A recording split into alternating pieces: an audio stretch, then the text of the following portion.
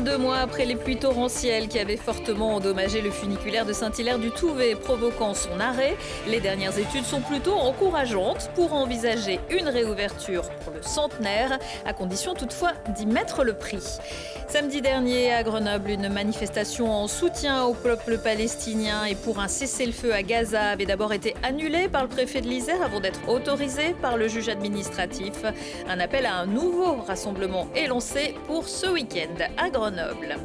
Et puis, la 27e brigade d'infanterie de montagne a changé de patron cet été. Le général Paul Sauvez a été remplacé par le général Lionel Cattard. Quels seront les enjeux de ces prochains mois? C'est ce qu'il nous expliquera dans quelques minutes. Bonsoir à tous, ravi de vous retrouver dans ce JT du jeudi 26 octobre 2023. Du lundi au vendredi à partir de 18h, l'essentiel de l'actualité du Grand Grenoble. Le 29 décembre 2021, une crue torrentielle ravageait la Garbasse et une partie des voies du funiculaire de Saint-Hilaire-du-Touvet à Limbin. Depuis, les deux voitures sont à l'arrêt et les abords ont été sécurisés avec l'aménagement d'une plage. Mais ce que tout le monde attend, c'est le redémarrage du funiculaire. Un récent rapport laisse entrevoir une reprise possible du trafic. Mais pas pour tout de suite. Camille Avon. Ils espéraient fêter ces 100 ans autrement que sous les éboulis. Ici, au funiculaire de Saint-Hilaire-du-Touvet, des pierres et des débris changent toujours le sol. 2 ans après les intempéries qui avaient enseveli et détruit une grande partie des rails et la gare, les collectivités essayent de reconstruire ce patrimoine. Très fréquenté lors de la coupe Picard, il permettait de contempler le massif de Beldon, le Vercors et même le Mont Blanc, un vestige qui veut aujourd'hui reprendre de la hauteur et du service. Aujourd'hui, notre souhait, c'est de fêter les 100 ans du funiculaire et pour cette fête, pouvoir avoir réuni les différentes encore questions qui se posent, c'est-à-dire est-ce qu'on peut vraiment redémarrer et qui pourra porter le coût de la reconstruction et de pouvoir fêter cet événement en 2024 si c'est possible. La gare sera rénovée pour pouvoir accueillir de nouveau les visiteurs et même certaines parties de l'ancien funiculaire seront conservées pour garder son esthétique d'antan. Mais avant de pouvoir revoir ce transport gravir les sommets, les ingénieurs se sont penchés sur les prochains risques qui pouvaient survenir. Cette étude montre que la probabilité d'atteinte de la gare est nulle par les chutes de blocs et par contre qu'aujourd'hui il y a des tronçons de voies où la probabilité d'atteinte est moyenne. Et si on fait des travaux pour intercepter les blocs, la probabilité descend à une probabilité très faible. Les élus des collectivités doivent maintenant se concerter et se mettre d'accord sur plusieurs éléments du dossier, notamment le coût des réparations, pour pouvoir ensuite le présenter au service de l'État. Nous sommes à disposition pour, dès que leurs décisions sont prises, rassembler tous ceux qui sont nécessaires autour de la table pour pouvoir porter à bien ce qu'ils auront préparé. Pour revoir le funiculaire du Touvet en circulation, ce sont près de 5 millions d'euros qui devront être investis pour les travaux de reconstruction et la protection du site. Reste aussi à attendre le feu vert du service technique des remontées mécaniques et transports guidés. Il était intervenu après cette catastrophe. Le Simbi est sur tous les fronts. L'Isère connaît depuis plusieurs jours une vigilance pluie inondation. Vendredi dernier en Oisans, entre 80 à 100 mm de pluie sont tombés. Et c'est le Vénéon qui est sorti de son lit, provoquant du côté de Bourdaru des dégâts particulièrement importants. Emportement de la route qui mène à Saint-Christophe en Oisans, du remblai de la piscine communale, érosion du remblai du parking. Certains bâtiments risquant même d'être déstabilisés en cas de nouvelles crues. Depuis lundi, le syndicat mixte des bassins hydrauliques de l'Isère, le Simbi, mène des travaux d'urgence en installant notamment de gros blocs en attendant que la météo ne permette des travaux de protection plus importants. Depuis l'attaque terroriste du Hamas et la riposte lourde d'Israël sur Gaza, le Conseil d'État exige une analyse au cas par cas des demandes de manifestations pro-palestiniennes. Le préfet de police prévoit d'interdire celles prévues samedi à Paris. Et à Grenoble, plusieurs organisations appellent à un rassemblement ce samedi à 14h30 rue Félix Poula. Samedi dernier, la manifestation avait d'abord été annulée par le préfet avant que sa décision ne soit retoquée par le tribunal administratif. Aujourd'hui, nous en sommes à plus de 40% des habitations qui ont été partiellement ou totalement détruites. 2/3, à savoir 1,5 million d'habitants, ont été déplacés dans la bande de Gaza. Le nombre de morts est estimé à plus de 6 000, dont près de la moitié d'enfants. on peut voir que partout dans le monde, des manifestations gigantesques ont eu lieu en soutien au peuple palestinien sous les bombes. Malheureusement, la France, avec l'Allemagne, a été le seul pays qui a décidé d'interdire ces manifestations. Nous avons, dans un premier temps, entendu uniquement le droit d'Israël à se défendre. Alors, nous ne contestons pas le droit de quiconque à se défendre. Nous aurions aimé entendre le droit des Palestiniens à se défendre, parce que ça fait 75 ans qu'ils subissent l'oppression. Ça fait 56 ans que le territoire palestinien est occupé, colonisé. Depuis le début de l'année, ce sont plus de 250 Palestiniens en Cisjordanie qui ont été tués par l'armée ou par les colons. Et nous nous demandons qui va parler du droit des Palestiniens à se défendre. Au niveau de la manifestation de samedi, c'est très clair. C'est cessez-le-feu, arrêt des bombardements, application du droit international. Nous condamnons les crimes de guerre contre toutes les populations civiles, quelles qu'elles soient, d'où qu'ils viennent. Selon un dernier bilan du Quai d'Orsay, ce jeudi après-midi, 35 Français ont été tués par les attaques du Hamas et 9 sont toujours portés disparus. Protéger et servir leur pays. Parmi les différentes composantes de l'armée terre, la 27e brigade d'infanterie de montagne, installée principalement à Vars et pour son état-major, place de Verdun. C'est d'ailleurs depuis quelques semaines le nouveau QG de mon invité. Bonsoir, Général Cattard. Bonsoir madame. Merci d'avoir répondu à notre invitation. Alors vous connaissez bien cette brigade, comment est-ce que vous la définiriez ? C'est une brigade bien enracinée dans son milieu. Sur tout l'arc alpin, de Chamonix jusqu'aux Alpes du Sud avec Gap et Saint-Christol, et qui est à la fois fière de s'entraîner dans ce milieu et puis également très tournée vers tous nos engagements opérationnels du moment. Vous qui avez déjà officié, vous êtes fier aussi d'être nommé commandant de cette brigade ? Écoutez, c'est le sommet d'un parcours d'une quinzaine d'années d'officiers au sein de cette brigade, en plus de différents postes dans les états-majors parisiens ou ailleurs. Alors en ce moment, combien de soldats se trouvent dans cette 27e BIM ? Alors aujourd'hui, j'ai 8000 soldats de montagne, d'actifs et de réserve, puisque nous avons également de gros efforts sur nos personnels de réserve, et ça sera l'objet d'une belle dynamique de recrutement normalement dans les années à venir.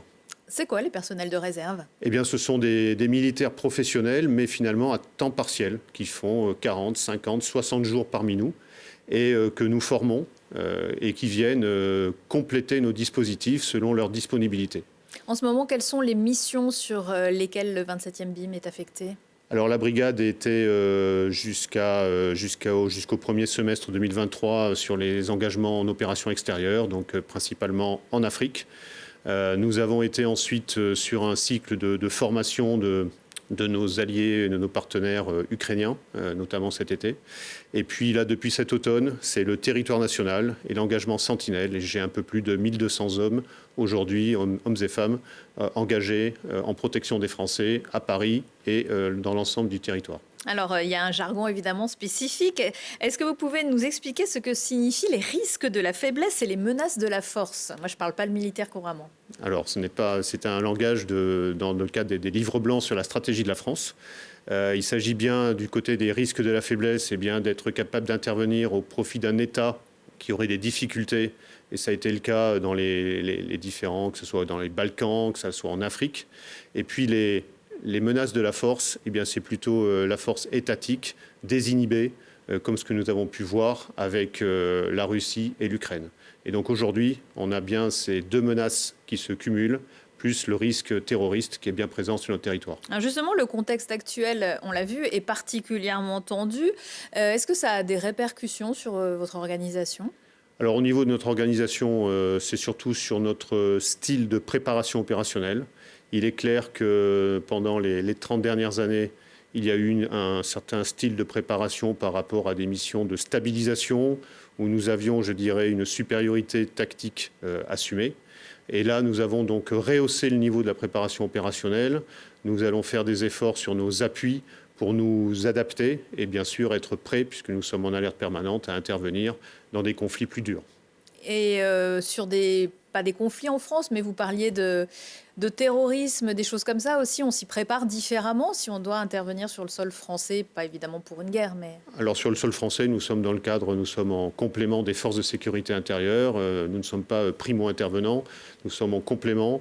Et ça sera le cas d'ailleurs tout au long de l'année 2024 avec un point d'orgue, la sécurisation des Jeux Olympiques de Paris, puisque j'ai été désigné comme responsable de la partie sécurisation militaire en complément des forces de sécurité intérieure. Donc cela devrait bien nous occuper au cours de l'année 2024. C'est-à-dire, comment ça va se passer? Ce sont des hommes et des femmes qui sont au BIM, sur la brigade, pardon, qui vont monter à Paris, ou ils vont rester dans certains secteurs en province? Alors en fait, pendant qu'il y aura un effort de sécurisation sur les Jeux Olympiques, il y aura toujours... parce que les Jeux Olympiques en fait, vont se dérouler dans pas mal d'endroits de France. Et j'aurai par exemple un de mes bataillons de chasseurs alpins qui devrait être déployé en appui des forces de sécurité intérieure à Marseille, où il y aura les épreuves de voile et des épreuves nautiques. Et moi, avec mon état-major, plus une bonne partie du reste de la brigade, je monterai en région parisienne pour participer à cette sécurisation aux côtés des forces de police et de gendarmerie. Ça signifie que si vous êtes là, vous n'êtes pas ailleurs? Alors, si je serai là, je ne serai pas ailleurs, mais en fait, nous avons tout un cycle entre les différentes brigades de l'armée terre. Et pendant que cette mission sur le territoire national sera remplie, une autre brigade honorera les opérations, la protection des Outre-mer, cycle que nous reconnaîtrons dans la foulée, puisque dès le mois d'octobre, j'enverrai de nouveau des soldats de montagne en opération extérieure. Et je crois qu'il y a même un soldat de la brigade qui va participer aux Jeux paralympiques. Alors oui, nous avons un de nos blessés, un blessé de guerre, mais qui était déjà un très bon sportif et un spécialiste du tir, et qui, dans sa reconstruction de blessé, a continué sa carrière de sportif professionnel. Et donc, nous serons à ses côtés pour qu'il puisse rapporter une belle médaille, ou plusieurs médailles, parce qu'il est sur plusieurs compétitions de tir lors des Jeux paralympiques. On suivra ça. On connaît Pompiers de Paris, Patrouille de France ou même Marine nationale. Et depuis le mois de juin, il existe aussi une marque Troupe de montagne. Qu'est-ce que ça signifie? Je pourrais avoir mon t-shirt Troupe de montagne? Eh bien, écoutez, si peut-être également, pourquoi pas une paire de skis ou un sac de trail. En tout cas, oui, nous avons déposé cette marque. Et puis nous sommes actuellement en contact. Nous allons rechercher des partenaires. La marque Troupe de montagne, c'est aussi une marque pour la jeunesse, pour l'engagement, pour la compétition sportive, qui correspond bien à l'image de la brigade.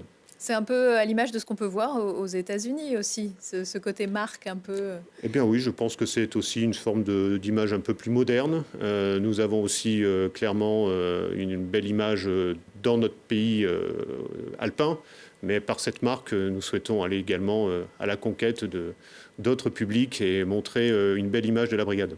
Alors, pour conquérir aussi d'autres publics, il y a cette bande dessinée qui est sortie il y a quelques semaines, qui s'appelle donc Une cordée, histoire de soldats de montagne. Vous l'avez lu? Bien évidemment. Vous êtes dedans? Alors non, je ne suis pas dedans, même si je pense notamment au caporal-chef Blasco, donc certains de mes subordonnés sont dedans. Et puis, c'est finalement grâce à, je dirais, au talent d'artiste d'un dessinateur, le témoignage de vie en suivant une cordée de 3 jeunes qui s'engagent dans les troupes de montagne. Voilà, et je recommande à tous nos auditeurs de... Même si on n'a pas envie de devenir militaire, on peut la lire, c'est très intéressant. Il y a un côté humain qui est... Oui, plus toute une partie historique, puisque la brigade a cette particularité de stationner dans des garnisons, dans des endroits où elle a combattu. Ça a été vrai en 1940. Et nous fêterons sur le cycle 2024-2025 les 80 ans de la recréation de la division alpine et puis des combats libérateurs des Alpes après l'épisode des maquis.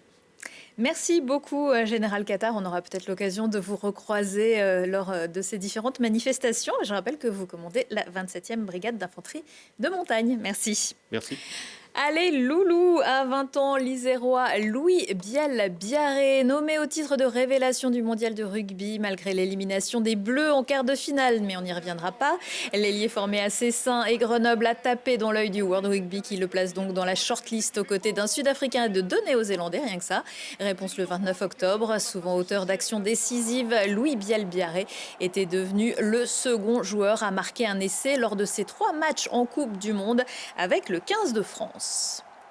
C'est aussi une troupe de montagne. Découvrez les musiciens de la Tournée des Refuges lors d'un concert vendredi à 20h à la salle des fêtes du Sheila. L'une des rencontres avec le public du Grésivaudan en marge de leur tournée d'été. Mais ici dans une formation plus intimiste. Un spectacle gratuit mais qui vous invite à participer à l'opération 2 kilos de culture en donnant des denrées non périssables. Depuis 10 ans, les musiciens se déplacent avec leurs instruments sur le dos et sont accueillis chaque soir dans un lieu différent. Du refuge d'altitude à la salle de concert en passant par une église ou un festival en vallée. Un concert de jazz espiègle à voir et écouter dès 6 ans avec le carnaval des autres animaux par les 4 musiciens polyinstrumentistes de l'ensemble Tous Dehors. Emmené par le tonitruant saxophoniste Laurent Dehors, ce concert pour enfants poétique et humoristique nous dévoile de drôles d'animaux inattendus, souvent mis de côté, parfois inexistants.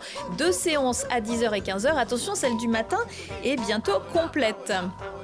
Le cinéma Le Club propose vendredi à 20h15 une avant-première du film Le Théorème de Marguerite, suivi d'une rencontre avec la réalisatrice Anne Novion. Un petit air de Will Hunting pour cette histoire où Marguerite, brillante élève et seule fille de l'ENS, Normal Sup, décide de tout quitter pour tout recommencer après une erreur lors de la présentation de sa thèse. Un film franco-suisse présenté en sélection officielle au dernier festival de Cannes. Retour de l'actu dans 1 heure et en replay sur télégrenoble.net. Excellente soirée à tous.